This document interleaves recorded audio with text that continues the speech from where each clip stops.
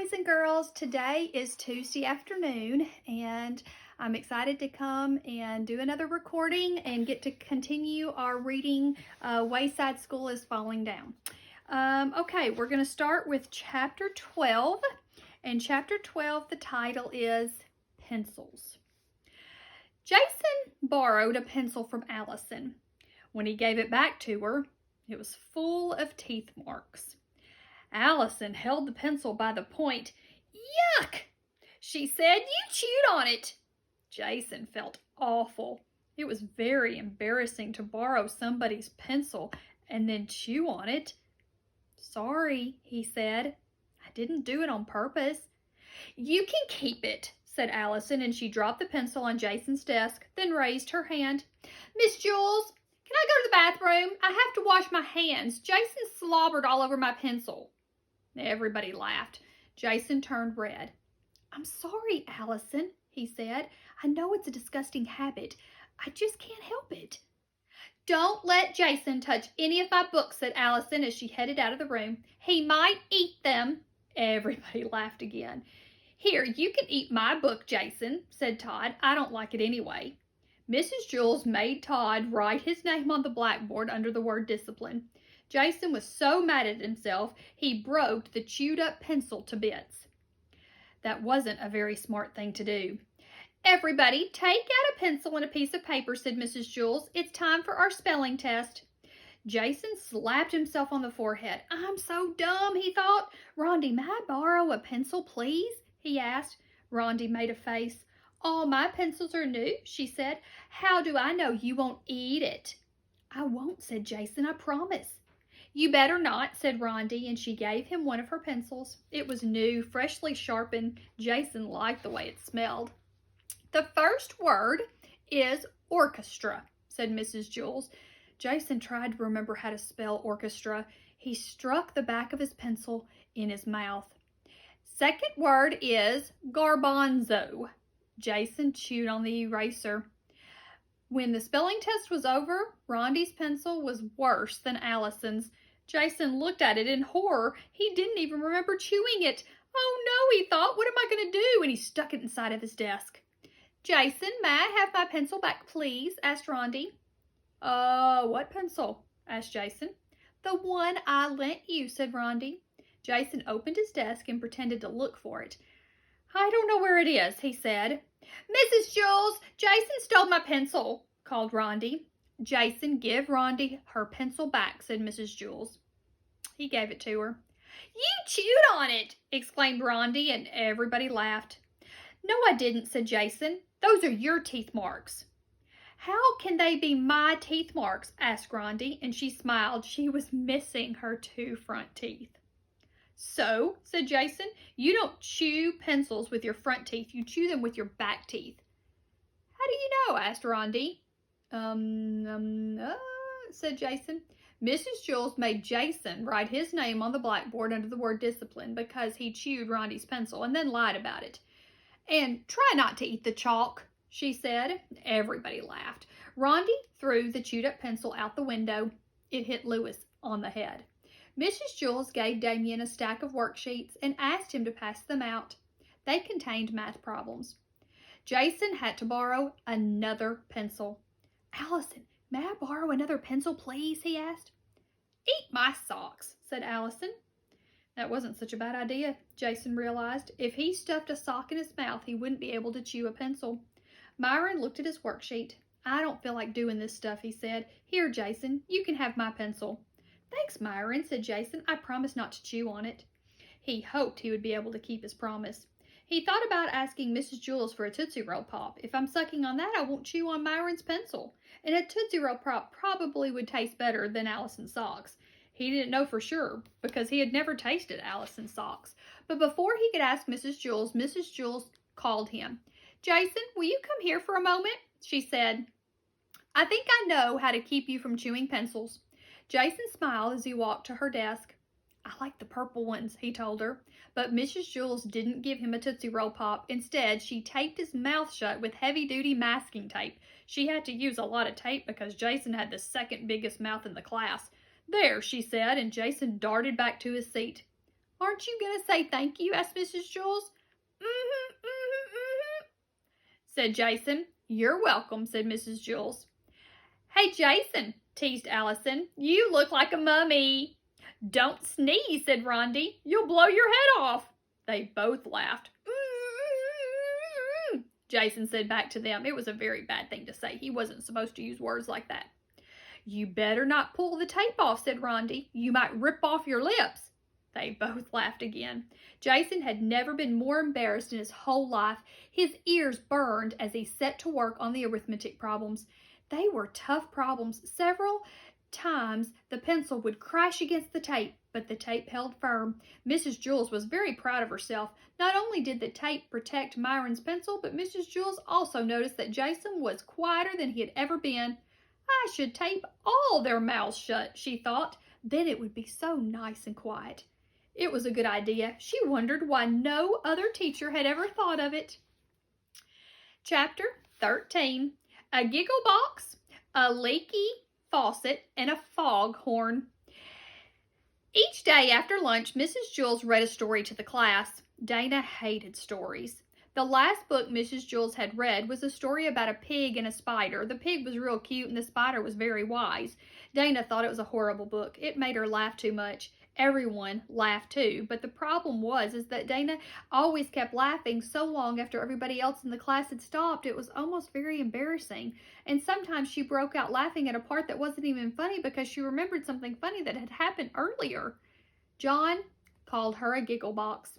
That only made her laugh harder. Once, she broke up laughing in the middle of an arithmetic test because she remembered something funny the pig had said. There goes the giggle box, said John. She hated John. But that wasn't the worst part of the book.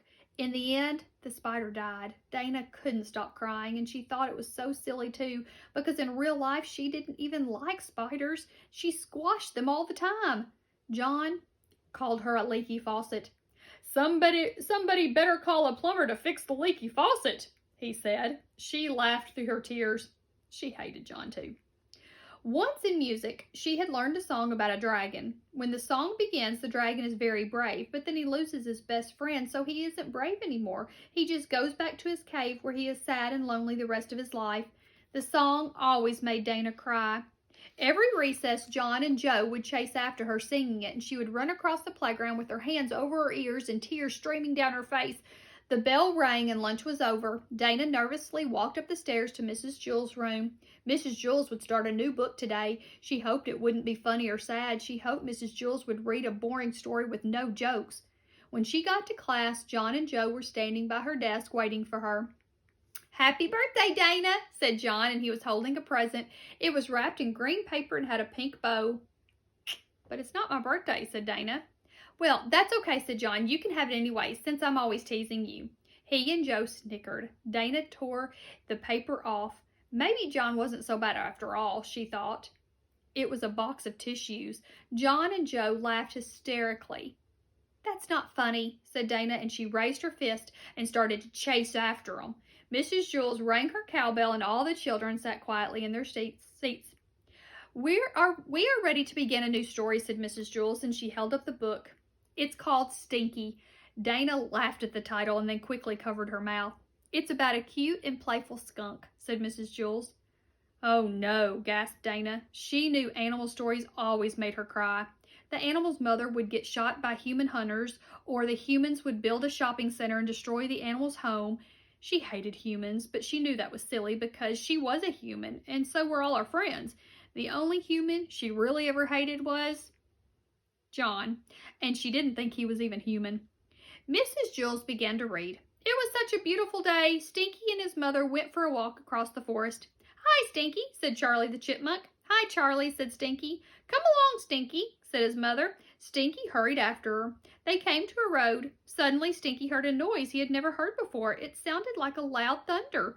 A car driven by humans was speeding toward him. Look out, shouted his mother, and Stinky stopped in the middle of the road and stared at the oncoming car. He had never seen a car before. His mother pushed him out of the way just in time.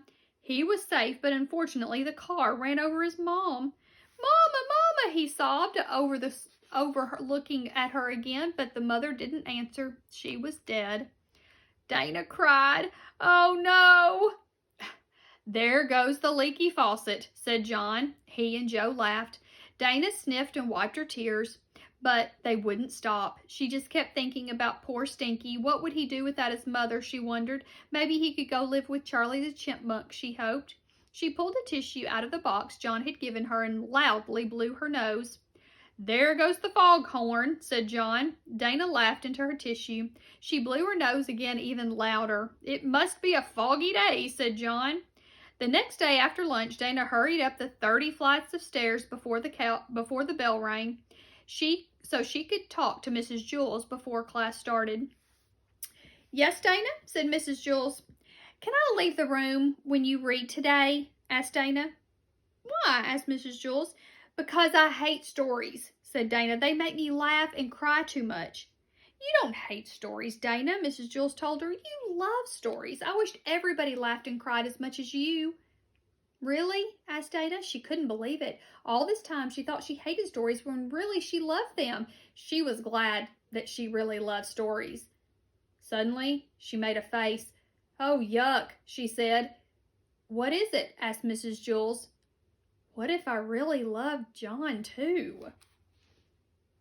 All right, chapter 14, Calvin's Big Decision.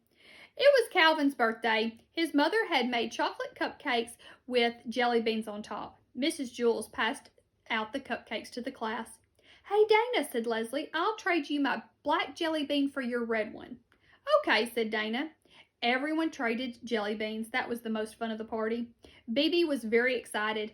"Tell everybody what you're getting for your birthday, Calvin," she said. "I don't know," Calvin mumbled as he stared at his yellow jelly bean. "He's getting the best present," said Bibi. "What are you getting, Calvin?" asked Mrs. Jules. Calvin frowned. "I don't know. I know what it is, but I don't know what it is." "Huh?" asked Jason. "See, I usually get toys," Calvin explained, "but they always break or get lost or something happens to them. But this year I'm getting something I'll never lose. I'll have it for the rest of my life." "What is it?" asked Terrence. "A tattoo," said Calvin. "Ooh, neat," exclaimed Marisa. Everybody thought it was a great present. "You're so lucky, Calvin," said Rondi. "I wish I could get a tattoo too. But instead, I got a tutu." "I got a tutu too," said Dana. "My parents won't let me get a tattoo," complained John. "My parents wouldn't let me get one either," said Calvin. "Then for my birthday, they said I could get one. But now I can't decide what to get. My dad's taking me to the tattoo parlor after school today, and I just can't make up my mind." "Get a snake," said Stephen. No, get an eagle," said Dee Dee. "They're the best." "A dead rat," suggested Kathy. "I just don't know," said Calvin. "I've never had to make such a tough decision. Nothing else I do matters very much. It's not like choosing jelly beans. If you pick the wrong color, big deal. You can always spit it out. But once you get a tattoo, you can't change your mind. You can't erase tattoos. Whatever I'll get, I'll have for the rest of my life." "Where are you going to put your tattoo?" asked Allison. Calvin threw up his hands. "I don't know." "You should get it on your arm," said Myron. "That's the best place for tattoos." "You're crazy, Myron," said Todd. "Put it on your chest," said Calvin. I know where you should put it," said Dana, "but I can't say." All day, everyone had lots of suggestions for Calvin. They told him what kind of tattoo he should get and where he should put it. A rainbow on his forehead, a flower on his cheek, an anchor on his arm. It was easy for the others to make suggestions. They wouldn't have to live with it for the rest of their lives. "I just don't know," Calvin repeated over and over. Bibi drew a lot of pictures for him in case he wanted to choose one of hers. She drew lions and tigers and buffaloes and butterflies. "If you like one, I can draw it on your skin for you," said Bibi. "Then the tattoo man can trace over it." "I just don't know," muttered Calvin. "I just don't know." After school, Calvin's father picked him up and drove him to the tattoo parlor. The next day, when he walked into class, everybody stared at him. They couldn't see a tattoo. "Did you get one?" asked Marisa. Calvin said, "Yep," he said. "Where is it?" asked Jason. Dana gasped. "I know where it is," she exclaimed. She and Jenny giggled. "Well, what'd you get?" asked Todd. "It was a real tough decision," said Calvin. "I almost got a leopard fighting a snake, but then my dad told me to think about it, and he said it was sort of like getting a second nose. You may think you want another nose because the way if because that way if one nose gets stuffed up, you can breathe through the other nose. But then he asked me, Calvin, do you really want two noses? Your father is very wise, said Mrs. Jules. Calvin nodded. That made me think, he said. I decided I didn't want a snake and a leopard fighting on my body for the rest of my life. I suddenly knew exactly what I wanted. He pulled up his left pants leg. There was a small tattoo above his ankle. Everyone crowded around to look at it. A potato? Exclaimed Leslie. That's the worst tattoo in the world, said Mac. They all thought it was a dumb tattoo. Anything is better than a potato, said Jason. It's a pretty potato, said Bebe, trying to be nice. I wished I could draw potatoes that good, but even Bebe thought that was a dumb tattoo. I like potatoes, said Calvin. I would hope so, said Mrs. Jules. Calvin could tell Mrs. Jules didn't like his tattoo either. I would have gotten an eagle, said Dee Dee, soaring across the sky. No, not me, said Terrence. I would have gotten a lion. I would have gotten a kangaroo, said Leslie. All day, everyone told Calvin what they would have gotten. A fire-breathing dragon, a lightning bolt, a creature from outer space. None of them said they would have gotten a potato. But Calvin knew better. He knew it was easy for his friends to say what they would have gotten because they really hadn't had to choose. He was the only one who really knew what it was like to pick a tattoo. Even Miss Jules didn't know that. He looked at his potato and he smiled. It made him happy. He was sure he had made the right choice. At least he was pretty sure. Okay, so that is a couple more chapters of our story. I hope you are enjoying listening to it. Guys, I love you, and I hope y'all are doing well. Bye.